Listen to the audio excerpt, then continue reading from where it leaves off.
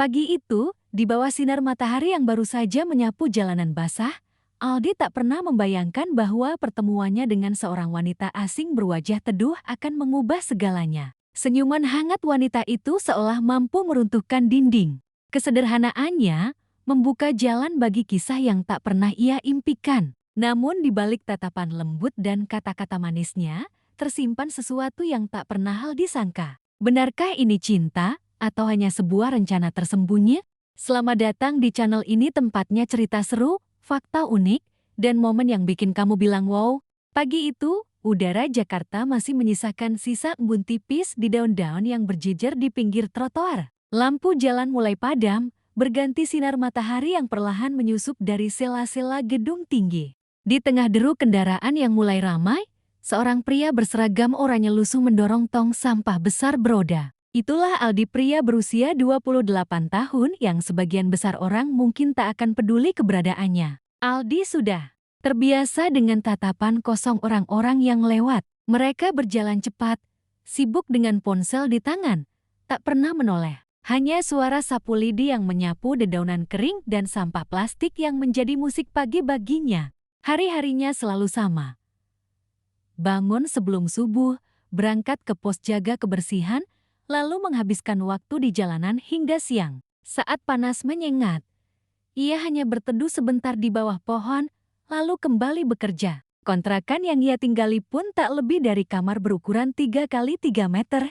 Atapnya bocor saat hujan deras, lantainya dingin saat malam, dan pintunya sudah miring dimakan usia. Tapi bagi Aldi, itu sudah cukup. Ia tak pernah berani bermimpi tinggi. Hidupnya sederhana, tujuannya hanya bertahan. Hari itu, matahari sudah mulai naik ketika Aldi berpindah ke area dekat pasar tradisional yang bersebelahan dengan mal besar. Bau anyir ikan dari kios basah bercampur dengan aroma wangi roti dari toko kue modern. Kontras sekali, tapi begitulah Jakarta. Yang kaya dan miskin berjalan di jalan yang sama, hanya tak pernah saling menyapa. Aldi sedang menunduk, menyapu potongan kardus, ketika suara langkah tergesa-gesa terdengar. Seorang wanita berkulit pucat dengan rambut pirang sebahu menghampiri, matanya gelisah, tangannya merogoh tas. "Excuse me, sir, have you seen a brown wallet? I lost it around here," katanya dengan nada cemas. Aldi sempat bingung. Bahasa Inggrisnya pas-pasan, tapi cukup untuk memahami maksudnya. "Dompet, brown, jatuh di sini?" tanyanya, sedikit terbata. Wanita itu mengangguk cepat. "Yes, please, it's important." Tanpa banyak bicara, Aldi mengarahkan pandangan ke sekeliling. Ia menyapu lebih cepat, berharap menemukan sesuatu di antara sampah plastik dan kertas. Dan benar saja, di dekat selokan kecil, ada sebuah dompet kulit coklat. Basah sedikit karena cipratan air hujan semalam, tapi masih utuh. Aldi mengambilnya, lalu mengulurkannya kepada wanita itu. "Ini dompetnya, Miss." Wanita itu terlihat lega luar biasa. "Oh my God, thank you, you saved me," ujarnya sambil tersenyum lebar. Giginya putih rapi, matanya berwarna biru kehijauan, dan cara bicaranya membuat Aldi sedikit gugup. Ia langsung membuka dompetnya, memeriksa isinya, lalu menatap Aldi lagi. "Everything's here, money, cars, thank you so much, sir. My name is Victory." Aldi mengangguk canggung. "Aldi, saya Aldi." Victory tersenyum lagi, kali ini lebih hangat. "Nice to meet you, Aldi." Aldi merasa aneh. Sudah lama tak ada orang yang memanggil namanya dengan nada sehangat itu. Kebanyakan hanya memanggilnya Mas atau bahkan Oh saat meminta tolong. Tapi wanita asing ini, yang jelas-jelas berasal dari dunia yang berbeda dengannya, memanggil namanya seperti sedang menyapa teman lama. Victory kemudian merogoh dompetnya, mengambil beberapa lembar uang, lalu mengulurkannya. "Please, take this for your help." Aldi spontan menggelang. "Tidak usah, Miss, saya cuma bantu." Victory tampak terkejut. "You sure? Many people would take it." Aldi tersenyum tipis. "Saya bukan orang banyak itu." Ucapan sederhana itu justru membuat Victory terdiam. Tatapan matanya berubah seolah baru saja menemukan sesuatu yang langka. Setelah mengucapkan terima kasih sekali lagi, Victory pergi, menghilang di keramaian pasar. Aldi kembali menyapu, mencoba melupakan kejadian barusan. Tapi entah kenapa, senyum wanita itu masih terbayang-bayang di kepalanya. Siang harinya, saat Aldi sedang duduk di bangku taman kecil untuk makan bekal nasi bungkusnya, bayangan tubuh tinggi kembali muncul. Victory berdiri di depannya, kali ini membawa 2 gelas minuman dingin di tangan. "I was looking for you," katanya sambil menyerahkan 1 gelas. Aldi terkejut. "Cari saya? Untuk apa?" Victory duduk di bangku yang sama, meski jaraknya agak jauh. "I just want to say thank you again. Andy maybe we can tell. I don't know anyone here." Aldi menatapnya lekat-lekat. Rasanya seperti mimpi. Seorang janda bule kaya yang pasti bisa duduk di restoran mewah manapun, malah memilih mengobrol dengan tukang sapu jalanan. Percakapan mereka dimulai dari hal sederhana, cuaca Jakarta, harga makanan, kemacetan. Victory bercerita sedikit tentang hidupnya di Kanada, tentang suaminya yang meninggal 2 tahun lalu, dan rasa sepi yang selalu menghantuinya. Aldi mendengarkan dengan tenang. Ia bukan pendengar yang pintar memberi saran, tapi keheningannya terasa seperti ruang aman bagi Victory untuk bercerita. Matahari mulai condong ke barat ketika mereka berpisah. Victory berjanji akan mampir lagi besok. Aldi hanya mengangguk, mencoba menahan rasa penasaran yang mulai tumbuh di hatinya. Hari itu, Aldi pulang ke kontrakannya dengan langkah lebih ringan dari biasanya. Ia tidak tahu kenapa, tapi ada perasaan bahwa hidupnya baru saja berubah arah. Dan ia sama sekali tak menyadari pertemuan sederhana itu akan menjadi awal dari kisah yang mengubah segalanya. Esok paginya, Aldi kembali menjalani rutinitasnya seperti biasa. Matahari baru saja muncul ketika ia sudah berada di trotoar, menyapu dedaunan yang gugur semalam. Pikirannya masih berputar pada kejadian kemarin. Bayangan senyum Victory, suaranya yang lembut, dan tatapan mata biru itu terus menghantuinya. Bukan seperti perasaan jatuh cinta, lebih kepada rasa penasaran yang tak bisa ia jelaskan. Sekitar pukul 9 pagi, suara langkah seseorang terdengar mendekat dari belakang. Aldi mengira itu hanya pejalan kaki biasa, sampai suara khas beraksen asing itu terdengar. "Good morning, Aldi." Ia menoleh dan benar saja, Victory berdiri di sana. Kali ini ia mengenakan gaun kasual berwarna krem dengan topi lebar, membuatnya terlihat seperti turis yang sedang menikmati liburan. Di tangannya ada 2 gelas kopi dingin. "Aku bawakan ini," ucapnya sambil menyerahkan 1 gelas. "You like coffee, right?" Aldi menerima dengan hati-hati. "Terima kasih, Miss." Victory. "Please, just call me Victory," katanya sambil tersenyum lebar. Mereka duduk di bangku dekat taman, seperti kemarin. Awalnya Aldi hanya minum kopi dalam diam. Sementara Victory mulai mengajak mengobrol. "Aldi, what's your story? How long have you been doing this job?" Tanyanya sambil menunjuk sapu lidi yang bersandar di sebelah Aldi. Pertanyaan itu membuat Aldi terdiam sejenak. "Sudah hampir 5 tahun, jawabnya perlahan. Dulu sempat kerja di pabrik, tapi bangkrut. Jadi ya, ambil kerja apa saja yang ada." Victory menatapnya lama. "And you never think to do something else?" Aldi tertawa kecil, nada tawanya pahit. "Kalau orang punya uang, banyak pilihan. Kalau seperti saya, pilihannya sedikit." Ucapan itu membuat Victory tak langsung menjawab. Ada guratan rasa iba di wajahnya, tapi ia menahan diri untuk tidak mengasihani Aldi secara terang-terangan. Sebagai gantinya, ia bercerita tentang kehidupannya di Kanada, tentang rumah besar yang sepi, bisnis mendiang suaminya yang sekarang dikelola manajer, dan betapa sulitnya tidur sendirian di ranjang besar setiap malam. Aldi mendengarkan dengan seksama. Entah kenapa, meski dunia mereka berbeda jauh, rasa sepi yang mereka rasakan ternyata mirip. Hari demi hari, Victory mulai muncul lebih sering. Kadang ia datang membawa roti dan minuman untuk Aldi, kadang hanya duduk sambil membaca buku di taman sambil menunggu Aldi istirahat. Obrolan mereka pun semakin akrab.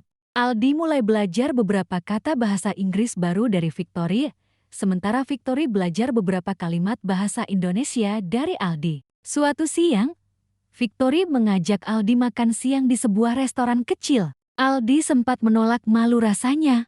Duduk di tempat seperti itu dengan baju kerja yang lusuh tapi Victory memaksa. Don't worry, people won't care, and if they do, they don't care, katanya tegas. Mereka memesan makanan Indonesia nasi goreng untuk Aldi, gado-gado untuk Victoria.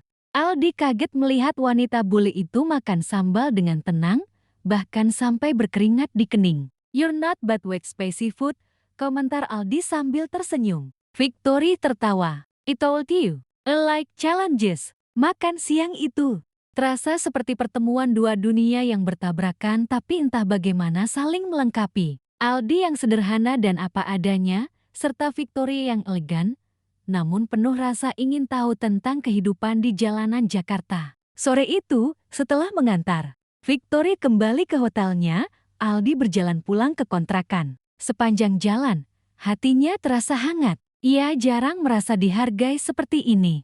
Selama ini, kebanyakan orang hanya melihatnya sebagai tukang sapu yang pantas diabaikan. Tapi Victory memperlakukannya layaknya teman sejajar. Malamnya, Aldi berbaring di kasur tipisnya. Lampu redup, kipas angin berderit pelan. Tapi pikirannya penuh dengan wajah Victory.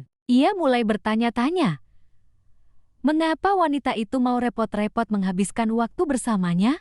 Apa karena ia menolongnya kemarin? Atau ada alasan lain? Beberapa minggu berikutnya, kedekatan mereka semakin nyata. Aldi mulai terbiasa menunggu kedatangan Victory setiap pagi atau siang. Bahkan, kalau sehari saja Victory tak muncul, Aldi merasa ada yang kurang. Suatu hari, Victory datang membawa sebuah kotak sepatu. For you, katanya sambil menyerahkan kotak itu. Aldi membukanya dan matanya terbelalak. Di dalamnya ada sepasang sepatu olahraga baru. Aku lihat, sepatumu sudah tipis. I think you need a new one, ujarnya. Aldi sempat menolak, tapi Victory bersikeras.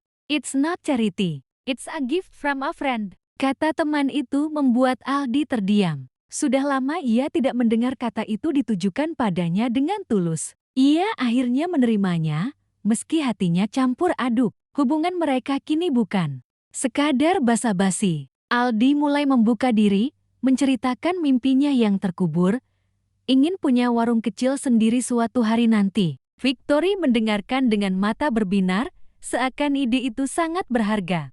You should do it, katanya penuh keyakinan. I believe you can. Aldi tertawa, setengah tidak percaya. Percaya itu gampang, yang susah uangnya. Victory hanya tersenyum misterius. We'll see. Aldi tak mengerti maksudnya, tapi ia merasakan sesuatu yang berbeda di hati. Ada rasa nyaman, rasa diterima, dan sedikit meski ia tak mau mengakuinya rasa sayang yang mulai tumbuh. Namun, ia sama sekali tak tahu. Di balik senyum hangat itu, Victory menyimpan sesuatu. Sesuatu yang suatu hari akan menguji semua perasaan ini. Pagi itu, langit Jakarta mendung. Awan kelabu menggantung rendah, seakan menyimpan hujan yang siap jatuh kapan saja. Aldi berjalan ke lokasi kerjanya dengan langkah sedikit tergesa, sapu lidi di tangan, dan topi lusuh yang sudah mulai pudar warnanya. Hatinya agak cemas bukan karena cuaca, tapi karena sudah 2 hari Victory tidak muncul. Biasanya, kalau Victory tidak datang sehari, keesokan harinya ia akan mengirim kabar lewat pesan singkat. Tapi kali ini, tidak ada kabar sama sekali. Aldi mencoba menepis pikiran buruk, meyakinkan diri bahwa mungkin wanita itu sibuk atau sedang bepergian. Namun rasa aneh tetap mengganjal di dadanya. Menjelang siang, saat Aldi sedang menyapu dekat taman kota, sebuah mobil hitam mengilap berhenti di tepi jalan. Dari kaca yang turun perlahan, muncullah wajah Victory. Tapi ada sesuatu yang berbeda, wajahnya terlihat sedikit pucat, dan senyumnya tidak selebar biasanya. Aldi, could you come with me? I need to talk, katanya singkat, tanpa banyak tanya. Aldi masuk ke mobil. Bau harum parfum Victory memenuhi kabin, tapi suasananya terasa kaku. Mobil melaju menuju sebuah hotel mewah di pusat kota. Aldi hanya bisa diam, sesekali melirik Victory yang menatap keluar jendela. Seakan pikirannya melayang jauh. Sesampainya di hotel, mereka naik ke lantai paling atas. Victory membawanya ke sebuah ruang pertemuan kecil. Ruangan itu sepi, hanya Ada meja panjang, kursi, dan jendela besar dengan pemandangan kota Jakarta yang padat. Di sana sudah duduk seorang pria berjas rapi, berambut perak, dan membawa map tebal di tangannya. "Aldi," Victory memulai dengan suara pelan. "This is Mr. Haris, my lawyer." Aldi menatap pria itu dengan bingung. "Pengacara? Untuk apa, Mr.?" Haris tersenyum tipis. "Nice to meet you, Mr. Aldi. We have something important to discuss." Hati Aldi mulai berdegup cepat. Ia tak mengerti apa yang sedang terjadi. Victory duduk di sampingnya, lalu menggenggam tangannya, genggaman yang terasa hangat, tapi juga penuh keraguan. "Aldi," ucap Victory lirih, "I've been thinking about something for a long time. And I think you are the right person." "Orang yang tepat. Untuk apa?" Aldi bertanya, keningnya berkerut. "Mr. Haris membuka mapnya, mengeluarkan beberapa dokumen, lalu menjelaskan dengan nada formal. "Miss Victory has a substantial estate in Canada, businesses, properties, investments. She's been looking for someone trustworthy to manage the inheritance assets. She has decided that person should be you." Kata-kata itu seperti petir yang menyambar di siang bolong. Aldi terpaku. "Mewarisi harta Victory? Apa maksudnya?" Ia bahkan belum mengenalnya lebih dari 2 bulan. "Kenapa saya?" Aldi bertanya, suaranya agak meninggi. "Saya cuma tukang sapu, Victory. Banyak orang yang lebih pintar, lebih kaya, lebih layak." Victory menarik napas panjang. "Because you're honest, Aldi. You didn't take my money when I offered it. You listen when I tell. You make me feel safe. Candy in my world, that's where." Aldi memalingkan wajah. Hatinya bergejolak antara terkejut, bingung, dan sedikit marah. Ia tidak tahu apakah harus merasa terhormat atau justru tersinggung. "Jadi, semua ini," Aldi menatapnya tajam. "Kita jalan bareng, ngobrol tiap hari. Itu cuma bagian dari rencana mencari pewaris." "Tidak," Victory langsung menjawab dengan tegas. "Itu nyata. Aku senang bersamamu. Tapi, ya, awalnya aku memang mencari seseorang. Dan ketika aku bertemu kamu, aku tahu." Aldi berdiri, kursi di belakangnya bergeser keras. "Kamu tahu apa? Kamu bahkan gak tahu bagaimana hidup saya sebenarnya. Kamu cuma lihat saya di jalan, terus pikir saya orang baik yang cocok buat warisanmu." Victory ikut berdiri. Matanya memohon. "Aldi, please, listen." "Tidak, Victory." Aldi memotong, suaranya bergetar. "Saya gak butuh uangmu. Saya kira kamu mau berteman. Tapi ternyata." Ia tidak melanjutkan. Kata-kata seakan tercekat di tenggorokannya. Tanpa menunggu, Aldi melangkah keluar ruangan. Mr. Haris hanya menatap Victory, yang kini terlihat seperti wanita yang baru saja kehilangan sesuatu yang berharga. Hujan turun deras ketika Aldi keluar dari hotel. Ia berjalan cepat, tak peduli. Bajunya basah kuyup. Setiap langkah terasa berat. Di kepalanya, suara Victory terus terngiang, kata-kata tentang kejujuran, rasa aman, pewaris.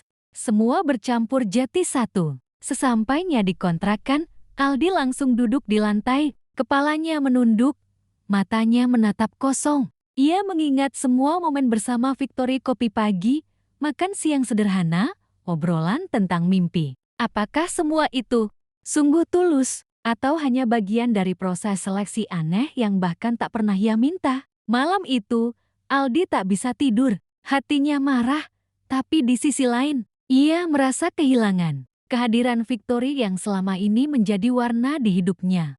Kini terasa seperti bayangan yang menjauh, dan di lubuk hati terdalam, ia takut bahwa jika ia benar-benar menjauh, ia akan kembali menjadi Aldi yang dulu, pria tak terlihat, hanya tukang sapu di pinggir jalan. Keesokan harinya, Aldi memutuskan untuk tidak bekerja di rute yang biasa. Ia meminta pindah sementara ke area lain agar tidak bertemu Victory. Ia butuh waktu untuk berpikir, tapi di sudut pikirannya, ia tahu ini belum selesai. Cepat atau lambat, Victory akan kembali mencarinya. Dan saat itu terjadi, Aldi harus memutuskan apakah ia akan membuka hati atau menutupnya selamanya. 3 hari telah berlalu sejak Aldi menghindari Victoria. 3 hari yang terasa panjang, dingin, dan sepi. Meski ia mencoba sibuk dengan pekerjaannya, pikirannya terus kembali pada tatapan mata Victoria di hari itu, tatapan yang campuran antara kejujuran, rasa bersalah, dan ketakutan kehilangan. Pagi itu, hujan gerimis membasahi jalanan.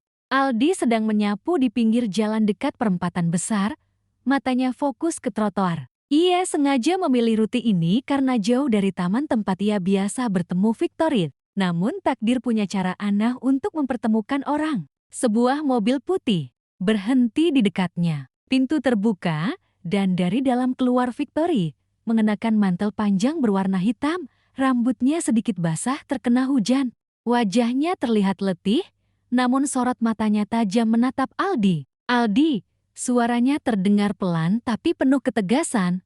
"We need Tital." Aldi berhenti menyapu. "Saya lagi kerja," jawabnya datar. Victoria melangkah lebih dekat. "Please, just 5 minutes. After that, if you still want me to go, I will." Aldi menghela nafas panjang. Gerimis membasahi topinya, tapi ia tidak bergerak. "Baik, 5 menit." Mereka berjalan ke bawah kanopi sebuah toko yang belum buka. Hujan membentuk tirai tipis di depan mereka. Victoria menatap Aldi lama, seperti mencari celah di dinding yang ia bangun selama 3 hari terakhir. "Aldi, aku tahu kamu marah. Aku tahu kamu merasa aku memanfaatkanmu. Tapi tolong dengarkan aku sampai selesai," katanya.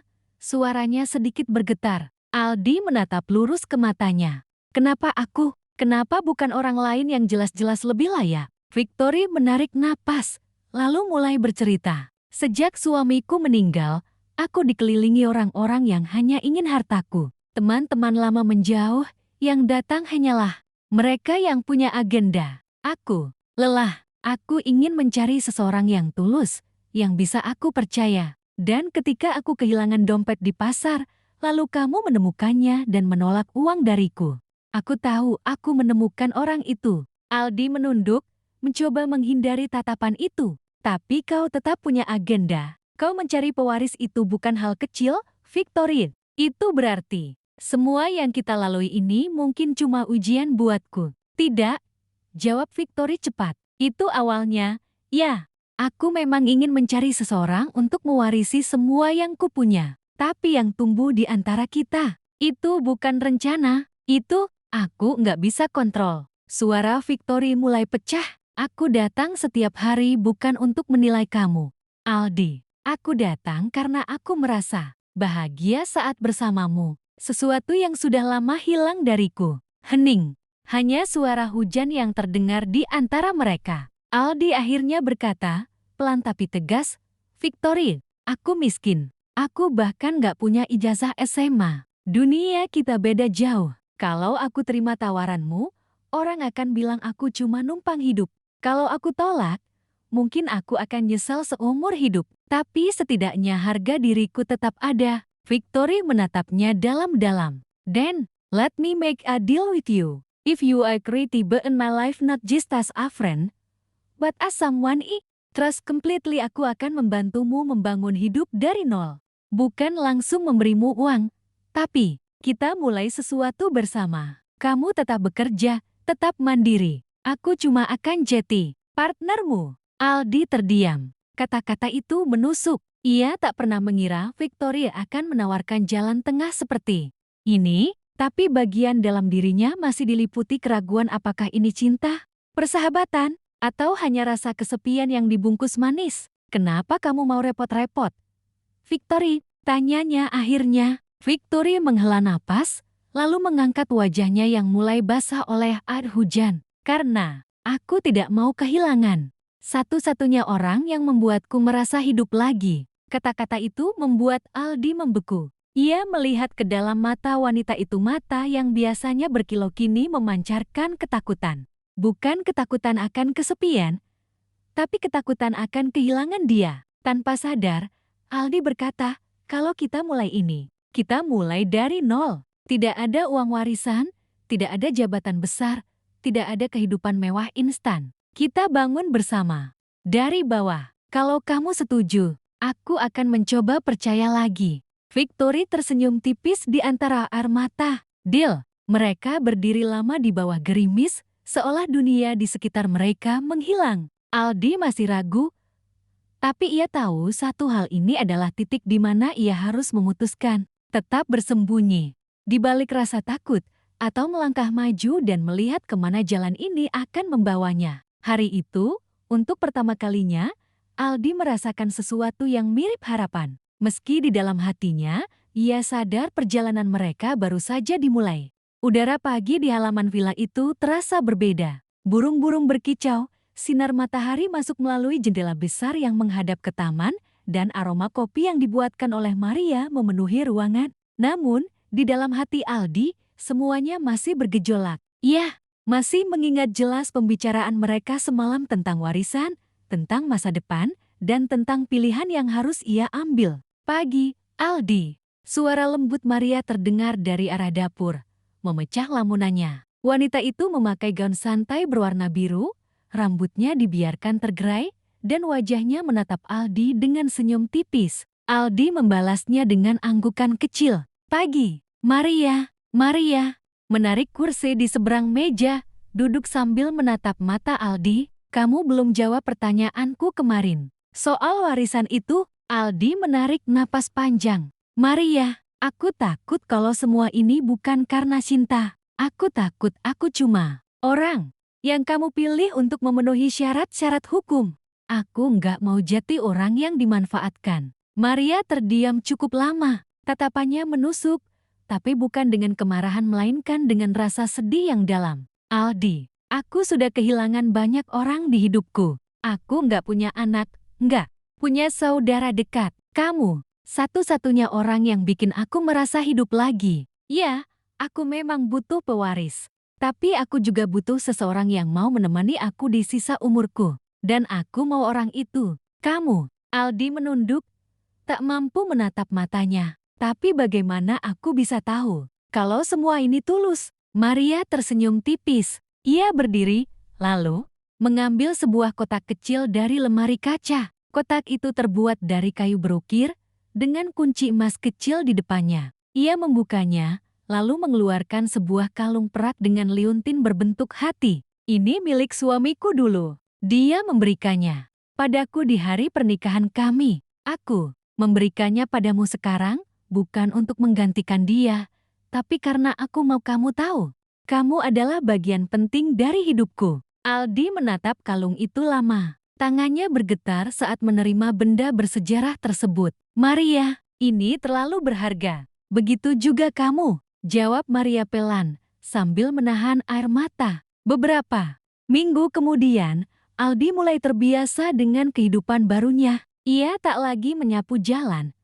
Tapi bukan berarti ia lupa masa lalunya. Justru, ia sering mengajak Maria berjalan-jalan ke tempat ia dulu bekerja. Di sana, ia menyapa teman-teman lamanya, bahkan membantu mereka yang kesulitan. Sampai suatu sore, Maria mengajak Aldi ke sebuah kantor notaris di pusat kota. Di sana, di hadapan pengacara dan beberapa saksi, Maria menandatangani surat yang secara resmi menjadikan Aldi satu-satunya pewaris seluruh kekayaannya termasuk villa, investasi, dan tabungan miliaran rupiah. Aldi hanya bisa duduk terpaku. Maria, aku nggak tahu harus bilang apa. Maria menatapnya dengan senyum hangat. Bilang saja, kamu mau tetap di sisiku. Itu sudah cukup. Hari-hari berikutnya berjalan seperti mimpi. Aldi, yang dulu hanya tukang sapu jalanan dengan seragam lusuh dan topi kusam, kini duduk di kursi kulit mahal, memimpin rapat perusahaan milik Maria. Namun, ia tetap menjaga kesederhanaannya. Maria, di sisi lain, terlihat lebih bahagia dari sebelumnya. Senyumnya lebih sering muncul, tawanya lebih lepas, dan matanya lebih berbinar setiap Aldi ada di dekatnya. Dan di suatu malam yang tenang, saat mereka duduk di beranda villa sambil memandangi bintang, Maria memegang tangan Aldi erat-erat. Aldi, aku bahagia memilih kamu. Bukan karena kekayaanku jati punya pewaris, tapi karena aku nggak lagi sendirian. Aldi tersenyum. Dan aku bersyukur bertemu kamu. Karena kamu, aku belajar bahwa cinta dan kepercayaan jauh lebih berharga dari sekadar harta. Mereka saling berpelukan, membiarkan angin malam membawa kehangatan yang tak tergantikan. Aldi tahu hidupnya tak akan pernah sama lagi. Bukan hanya karena ia kini kaya raya, tapi karena ia menemukan keluarga di tempat yang sama sekali tak ia duga.